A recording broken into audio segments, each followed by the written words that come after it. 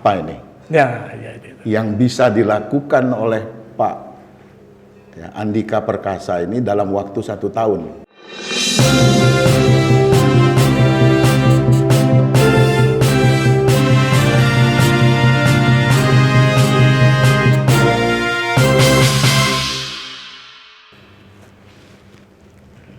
Halo sahabat Indonesia, jumpa kita dalam rubrik Hot News Kanal TV Anak Bangsa. Sahabat Indonesia, Hot News yang akan kita bicarakan pada kesempatan ini memang benar-benar berita yang hot di 2 hari terakhir. Yang mana 2 hari lalu Presiden Joko Widodo menulis surat menyampaikan surat Presiden kepada DPR yang isinya adalah mengajukan Jenderal TNI Andika Perkasa sebagai Panglima TNI pengganti Bapak Hadi Cahyanto yang bulan depan atau bulan Desember akan memasuki usia pensiun. Pada kesempatan ini kami dari Kanal TV Anak Bangsa mendapatkan kehormatan atas kehadiran senior, abang, dan guru. Beliau adalah Mayor Jenderal TNI Supyadin AS. Beliau ini adalah lulusan Akabri tahun 75, ya Bang ya? Ya. Tahun 75. Beliau sudah malang melintang di dunia militer maupun di dunia politik pada saat ini. Jadi kesempatan ini kepada beliau kita akan mengulas habis tentang bagaimana Pak Andika Perkasa ini nanti yang sudah 99% Pak ya, akan menjadi Panglima TNI untuk menggantikan Pak Hadi Cahyanto. Pak Supyadin, selamat datang di Kanal TV Anak Bangsa. Terima kasih. Atau sudah berapa kali Bapak hadir di ini Pak? Ya cukup. Terima kasih Pak. Ya. Ini Pak, mungkin di pembukaan tadi sudah saya sampaikan, ini ada berita yang hot Pak. Pak Jenderal Andika Perkasa, Kepala Staf TNI Angkatan Darat, diajukan oleh Presiden menjadi satu-satunya calon Panglima TNI untuk mengganti Pak Hadi. Bagaimana Pak Supyadin melihat ini Pak? Ya, sebelum menjawab itu saya ingin memberi apresiasi dulu ya kepada Kanal Anak Bangsa ini. Karena dalam 1 bulan terakhir ini saya begitu intens mengikuti YouTube Kanal Anak Bangsa ini. Ternyata memang benar Kanal Anak Bangsa ini benar-benar dia pada posisi yang independen. Tegak lurus Pak ya? Tegak lurus. Iya. Jadi dalam 1 bulan ini saya lihat ada pemerintah juga dikoreksi, tetapi ada juga pemerintah dibela, ada juga yang lain dikoreksi, tapi ada juga yang dibela. Jadi independensinya terlihat sangat jelas begitu. Ya. Tapi mohon izin Pak, ini saya koreksi nih Pak, bukan sebulan ini Pak, dari awal kami tegak lurus Pak. Ya, kebetulan sebulan ini saya memonitor itu. Ya, yang kedua kaitan dengan ditunjuknya atau diusulkannya Jenderal Andika Perkasa sebagai calon tunggal Panglima TNI, kita tentu harus mengapresiasi keputusan Presiden ini, dan memang selalu calon itu satu. Selalu 2 ya? Selalu, tidak pernah 2 ya. Namanya calon Kapolri 1, calon Panglima TNI 1, calon Kepala BIN juga 1. Ya, calon Kapolri 1. Jadi ini sesuatu yang menurut saya baik gitu ya. Kita tidak bicara tentang fit and proper test-nya karena sudah akan dilaksanakan. Karena kalau belum dilaksanakan, saya bisa mengatakan apabila dalam 20 hari sejak surpres itu keluar, Komisi 1 tidak melakukan fit and proper test, maka secara otomatis calon yang diusulkan Presiden jadi undang-undang itu. Undang-undang. Nah, oleh karena itu kita sekarang perlu membicarakan apa ini yang bisa dilakukan oleh Pak Andika Perkasa ini dalam waktu 1 tahun. 13 bulan pasnya Pak ya? Kurang lebih 13 bulan. Ya, 1 tahun. Dengan catatan kalau itu tidak ada perpanjangan. Ada kemungkinan? Ada kemungkinan ada peluang perpanjangan, ada peluang kalau terjadi perkembangan situasi yang memang mengharuskan Panglima TNI diperpanjang. Seperti zamannya Pak Endriartono Sutarto. Karena harus melesaikan proses perdamaian di Aceh. Ya. Yang waktu itu saya pangdamnya. Ya. Gitu. Ya. Jadi 1 tahun tidak banyak yang bisa dikerjakan oleh seorang Panglima TNI. Betul. Karena Panglima TNI itu dia menyusun sebuah implementasi dari kebijakan Departemen Pertahanan. Kementerian Pak Muninda. Ya, Kementerian Pertahanan. Kebijakan strategis Kementerian Pertahanan. Dan dalam 1 tahun itu menurut saya ada hal-hal yang memang skala prioritas. Pertama, kalau kita lihat perkembangan terakhir ini ya, dan ini juga menjadi mungkin bahan pertimbangan Presiden Ya. dipilihnya Pak Andika ini. Pak Andika harus membenahi soliditas ke dalam. Soliditas Trimatra.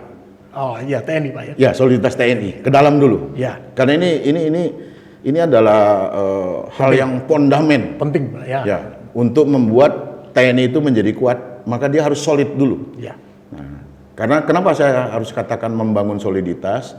Karena memang perkembangan dalam 2-3 tahun terakhir ini kita melihat terjadi kasus-kasus ya, saya katakan kasus. Ya. Yang membuat kita prihatin, ya, di mana perilaku prajurit itu ada yang cenderung tidak pada tempatnya. Ya.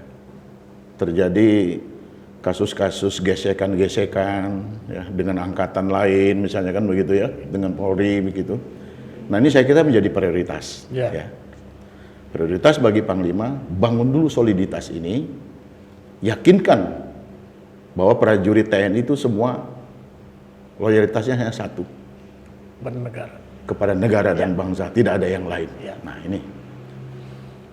Yang kedua, yang harus disadari oleh Panglima TNI adalah kaitan dengan soliditas tadi.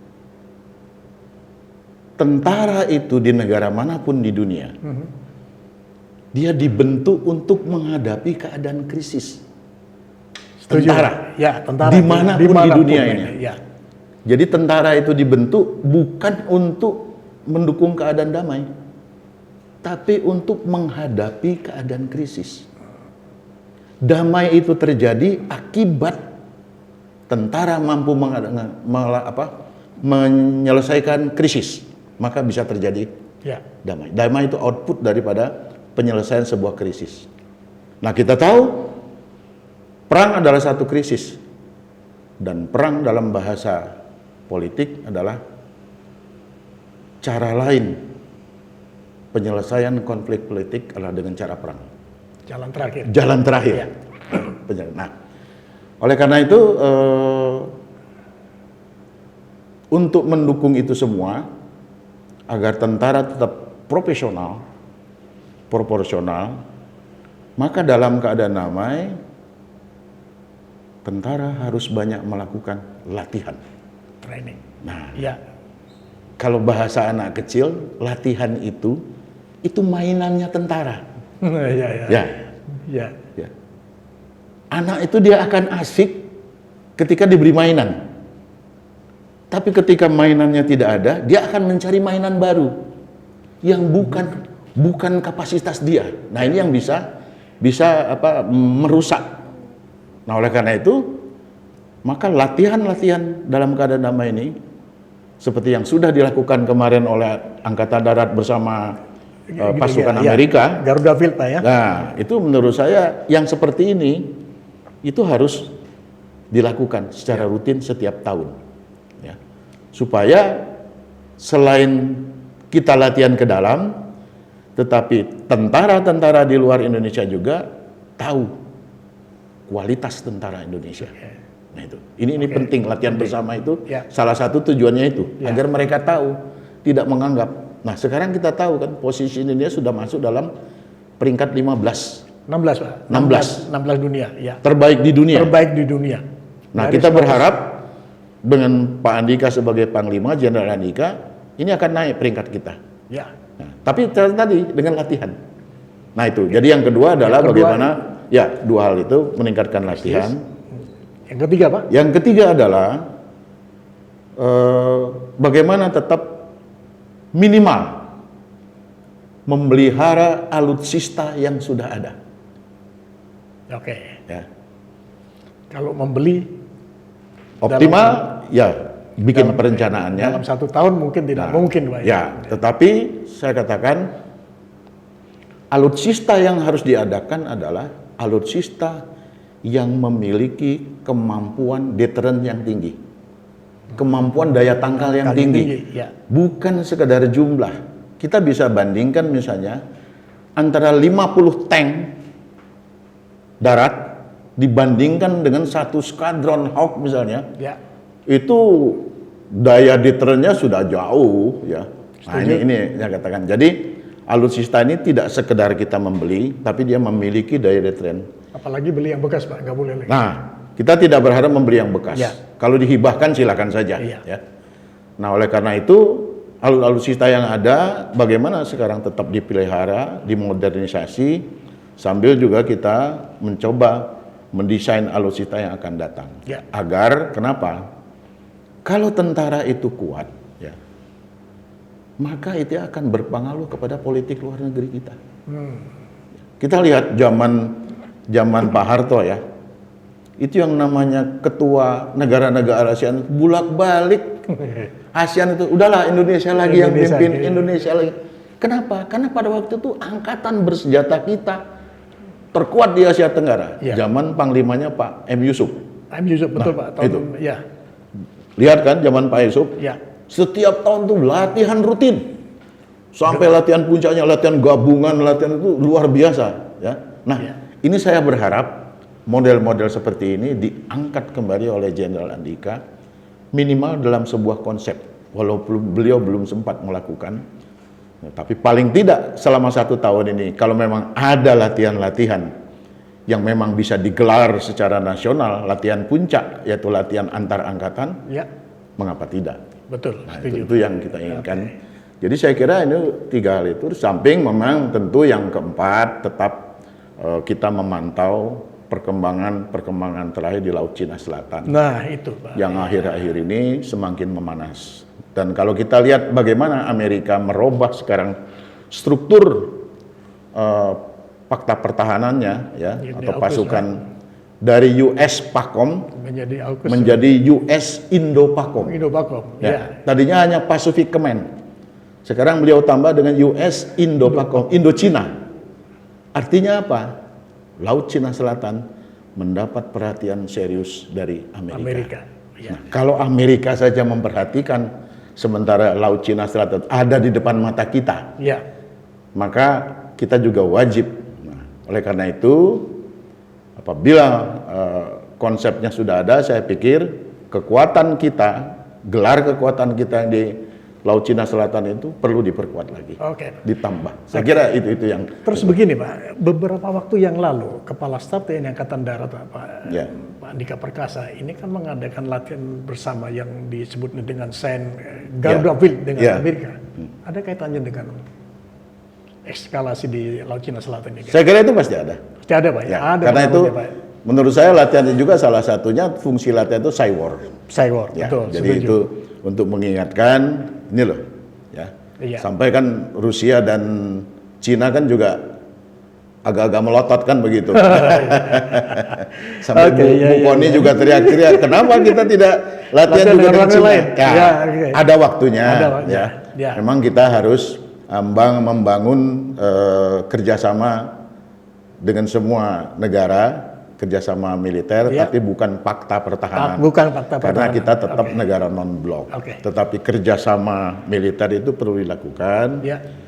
Karena begini, kalau kita bicara tanda petik ya, bicara tentang musuh itu, ada Agadium yang mengatakan, musuh itu jangan dijauhi. Dirangkul. Kenapa? Kalau semakin kita menjauhi musuh, maka kita semakin akan kehilangan informasi tentang musuh. Ya. Nah, kalau kita sudah kehilangan informasi tentang musuh, nonsen kita bisa mengalahkan musuh. Karena kita tidak punya informasi apapun tentang dia. Ya. Nah, itu kira-kira gitu. Ya. Oke, terus selanjutnya Pak, mengenai masih Pak Andika lagi nih Pak ya. Bagaimana Bapak melihat ke depan, misalnya Pak Andika bersikap terhadap para purnawirawan, Pak? Karena jujur saja, kemarin pasca pemilu, Pak, 2019 kemarin, purnawirawan itu seolah-olah nih, Pak, itu terpecah. Ada yang memihak ke sana, ada yang memihak ke sini. Yang di atas sudah selesai nih, Pak, sudah nggak ada masalah ini. Ya, tetapi di bawah-bawahnya, nah termasuk para purnawirawan, ini masih terbawa, Pak. Bagaimana saran Pak? Nah, saran saya seperti yang pernah satu kali dilakukan oleh Pak Gatot, ketika beliau Panglima TNI. Maka kita berharap, saran saya kepada Jenderal Andika itu membuka keran forum komunikasi secara rutin dengan para purnawirawan TNI. Kan ada wadah kita, Pak. Memang ada, kita punya wadah Pepabri, tetapi tidak salah. Mandul. Ya.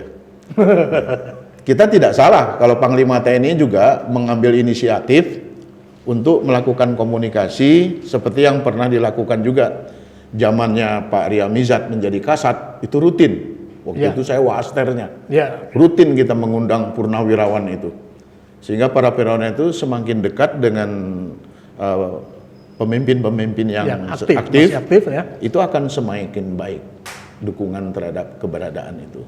Nah, kita berharap kalau nanti dilakukan oleh Jenderal Andika sebagai Panglima TNI secara rutin dalam 1 tahun, paling tidak minimal 1 kali, mengumpulkan para purnawirawan TNI, menyampaikan berbagai masalah ke dalam, dan harapan-harapan saya sangat yakin para purnawirawan TNI kita akan solid kembali dan mendukung Panglima, juga pasti juga dia akan mendukung Presiden dan negara kita ini. Gitu.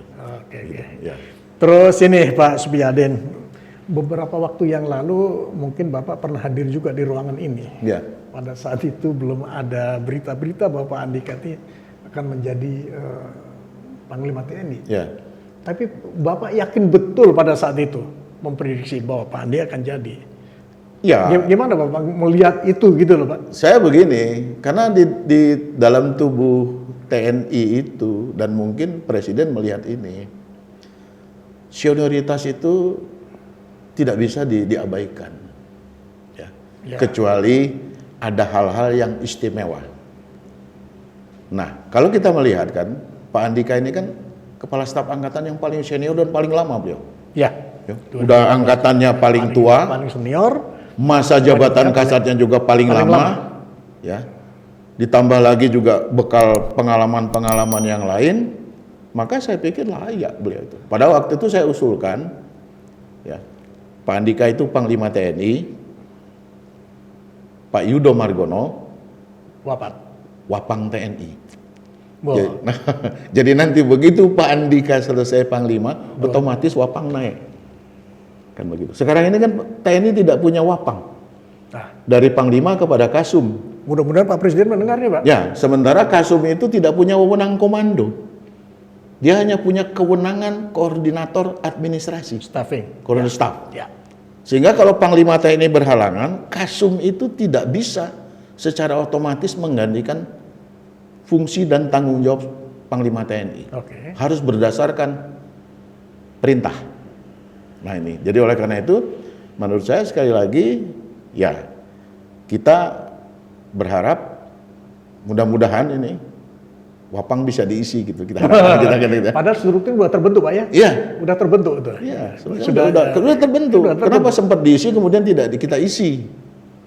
Diisi kan baru sekali, Pak. Sekali, Pak Fahru Rozi. Pak Fahru. Setelah itu kosong. Sampai sekarang. Nah, kenapa kita tidak isi saja, kan begitu? Beberapa waktu lalu kan memang sudah diwacanakan kalau masih Wapang itu ada. Dulu sempat ada isu bahwa Pak Andika ini akan jadi Wapang atau gimana waktu itu ya, Pak ya. Tapi sampai sekarang belum terrealisir. Mudah-mudahan dengan usulan Pak Supyadin ini Wapang terisi, Pak. Sehingga saatnya nanti Pak Andika memasuki usia pensiun pada tahun 2023 Januari kalau nggak salah beliau pensiun, dilanjutkan oleh Wapangnya, Pak ya. Otomatis itu. Nah kemudian di sisi lain juga saya pikir tentang restrukturisasi pada satuan-satuan di TNI yang ada yang posisinya bintang 3 tetapi secara komando sebenarnya tidak punya pengaruh apa-apa. Ya, contohnya RSPAD. RSPAD Pak ya? RSPAD itu kan bintang 3, Bintang 3. wakilnya bintang 2. Tapi faktanya secara strategis militer sebenarnya tidak punya pengaruh apa-apa. Karena walaupun dia bintang 3, dia juga praktek sebagai dokter bedah misalnya, spesialis ya. Ya sudah di situ. Ya. Kewenangan komandonya juga tidak. Oke. Nah, kemudian juga misalnya ada Puspom misalnya, yang satu bintang 3, yang satu bintang 2, sama-sama dan pus kan begitu. Ya. Kemudian juga Justru ada yang di pusatnya bintang 2 misalnya gitu. Jadi pangkat dan jabatan itu diberikan dalam rangka wewenang komando. Ya. Nah, kalau wewenang komandonya tidak jelas, ya, itu saya pikir nggak perlu. Lebih baik menurut saya perbesar organisasi tambah baru. Bukan yang ada dinaikkannya itu, bukan. Contoh kita misalnya Kogab Wilhan. Nah, iya, itu kan masih kosong. Belum difungsikan kan Pak ya? Belum difungsikan dengan baik. Kenapa di bawahnya tidak diisi Kogab Wilhan itu? Alutsistanya masih jauh. Jadi ini kita sekarang kan hanya membangun Kogab Wilhan 1, 2, 3. Ya. Tetapi cuma hanya nama. Sekedar nama saja. Tetapi begitu kita datang, tidak ada apa-apa. Oke. Yang kelihatan menonjol itu sekarang Kogab Wilhan 1 kan? Ya, karena ada gelar pasukan di Natuna. Ya. Tapi tengah dan timur kita kan tidak melihat itu. Oke. Nah, lebih baik organisasinya yang kita kembangkan di situ dengan jabatan-jabatan ditambah, maka pamen kolonel yang kosong-kosong itu yang tidak punya jabatan bisa diisikan. Ya. Tapi mudah-mudahan itu sudah ada. Ya. Ini kan saya hanya melihat selama ini hanya nama Kogab Wilhan 1, 2, 3 ya dengan komandannya bintang 3. Ya. Tetapi secara personil di bawahnya itu tidak memenuhi syarat dipimpin bintang 3 kan jumlahnya. Mudah-mudahan terisi, Pak. Mudah-mudahan sudah terisi. Ya. Kemudian koordinasi mengenai alutsista yang primatra ini juga sudah Pak. Nah, itu menurut saya ini bagian dari orientasi ke dalam bagi Panglima TNI yang baru nanti. Ya. Ya. Melihat itu semua. Sehingga beliau bisa membuat sebuah konsep ke depan Kogab Wilhan 1 berapa sih kekuatannya, Ya. 2 itu berapa, 3 berapa, unsurnya itu apa-apa saja. Nah, kita kan memang kelemahan kita selama ini gampang sekali membuat organisasi, tetapi susah untuk memenuhi yang namanya DSPP dan TOP-nya. Ya. Sampai hari ini ada batalion yang TOP-nya harus ada mortir, nggak punya mortir. Ini yang salah sistem atau yang salah senior, Pak? Ya, ini kembali lagi kita ya, kepada kebijakan ya dari Kementerian Pertahanan ini. Oke. Ya, jadi, Oke, gini Pak Supyadin, kita sambung lagi dengan Pak Andika lagi, Pak. Sebenarnya kita punya di dalam negeri itu punya masalah yang juga perlu perhatian dari Panglima TNI. ya, Mengenai proxy war, Pak, sekarang. Ya. Bagaimana semua kita ini sekarang berperang dengan sosial media, Pak ya. Ya. Yang pertama. Kemudian yang kedua, kita menghadapi kasus mungkin di Papua, di Aceh. Bagaimana saran Bapak, ya, saran tindakan untuk Panglima biar ini walaupun hanya 13 bulan, Panglima bisa melakukan sesuatu untuk itu, Pak? Ya, saya kira ini harus dihidupkan ya, satuan cyber kita. Satuan cyber. Ya, kita ada cyber army. Kita punya, cyber TNI juga punya, di Kemhan juga punya. Di Kemhan punya. Saya pikir ini perlu diaktifkan. Ya. Kan akhir-akhir ini berkembang. Ya. Kita kena cyber attack. Bahkan yang namanya BSSN ya. Itu kena cyber attack. Ya. Bagaimana yang harusnya dia ya protect the attack atau fight the attack, malah dia sendiri kena cyber attack. Ini kan sesuatu yang menurut saya seharusnya tidak boleh terjadi. Tidak boleh terjadi. Ya. Kenapa? Karena memang perang ke depan itu adalah cyber war. Setuju, Pak? Nah, cyber war itu ujung-ujungnya di depan itu yang namanya boneka-boneka itu. Robot. Nah, mereka yang bermain. Enggak. Dan ini biayanya sangat murah sekali. Kenapa Amerika melakukan program cyber attack? Karena dia tahu Indonesia ini hampir 70%, 80% penduduknya adalah pengguna media sosial. 160 juta penduduk Indonesia yang pengguna aktif, Pak. aktif media sosial, bayangkan. Nah, kalau satu orang punya 2 HP, bayangkan. Udah 300 juta, Pak. Nah, ini biaya murah. Dengan apa? Dengan dilakukannya memasukkan doktrinasi lewat film, ya, lewat berita, yang itu kadang-kadang ditelan mentah-mentah gitu. Ya, sudah hoax, dihokkan lagi sama mereka, kan gitu.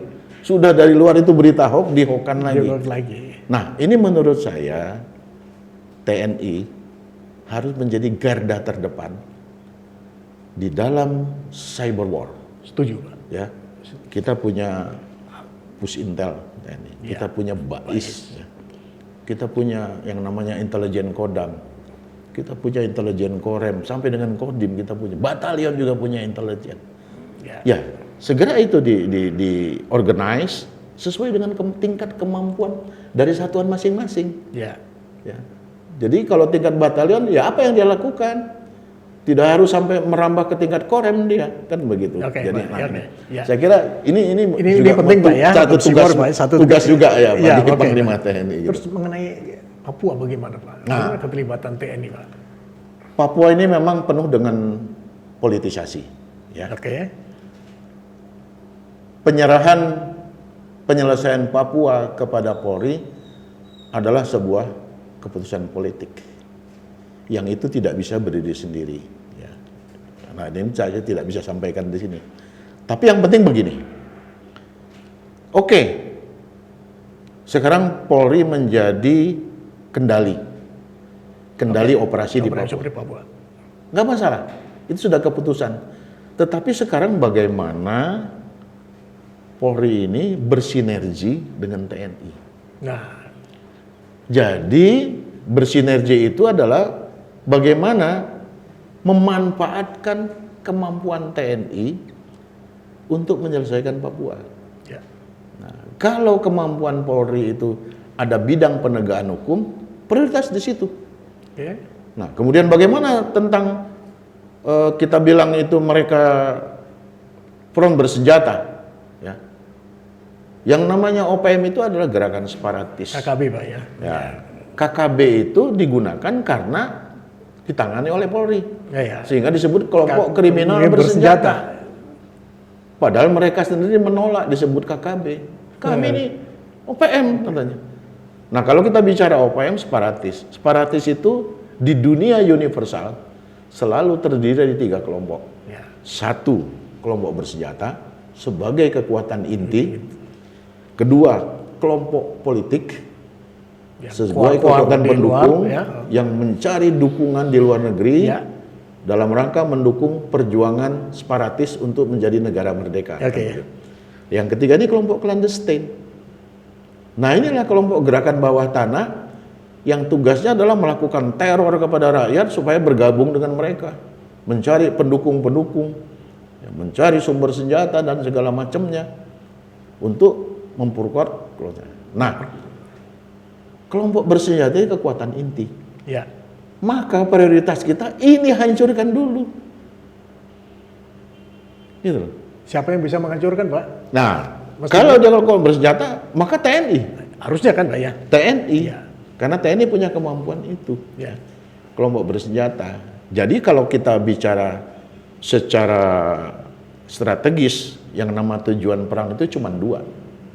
1, menghancurkan kekuatan bersenjata musuh, dan yang kedua, meniadakan kemauan musuh untuk berperang.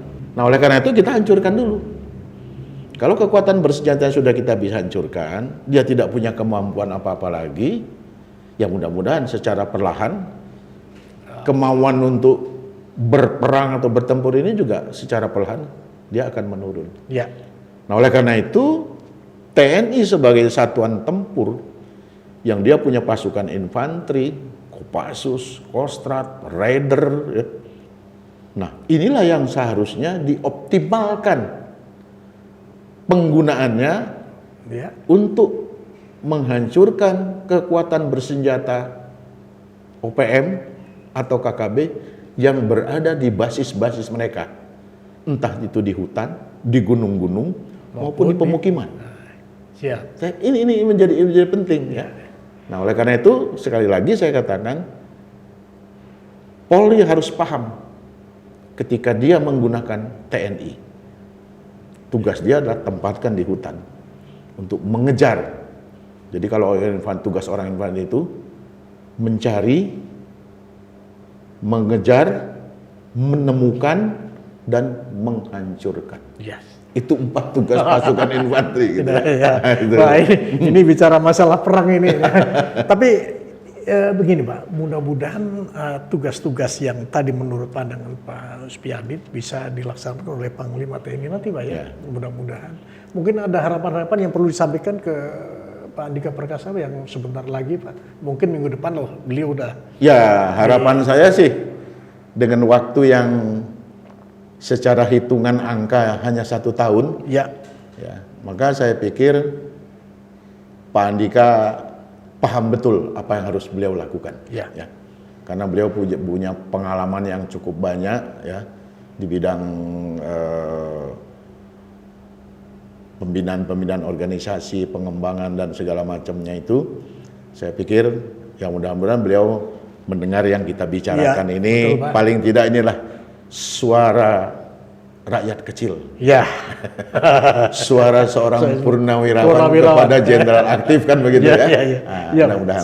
Siap. Dengan harapan tentu kita ingin TNI ini semakin solid, semakin maju, profesional.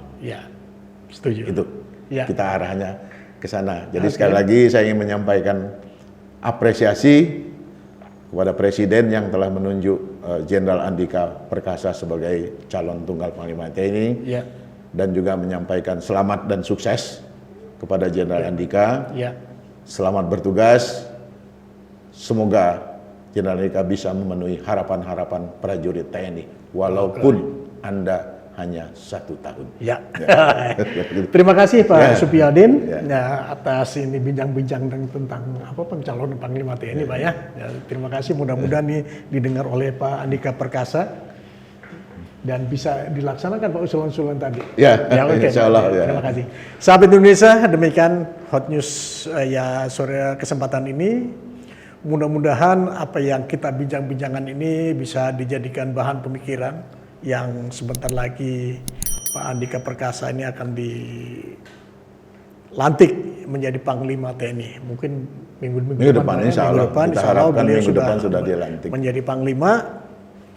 Jadi apa saran dari Pak Supiadin selaku senior, selaku mantan ASOP, mantan Pangdam, dan mantan anggota Komisi 1 DPR?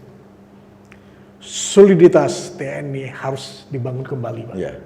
Mungkin sudah beberapa waktu ini agak kendor. Mungkin Pak Andika paham betul bagaimana mengkonsolidasikan para TNI kita ini. Sahabat Indonesia, demikian bincang-bincang kami, mudah-mudahan bermanfaat. Sekali lagi tetap jaga kesehatan. Salam untuk kita semuanya. Terima kasih.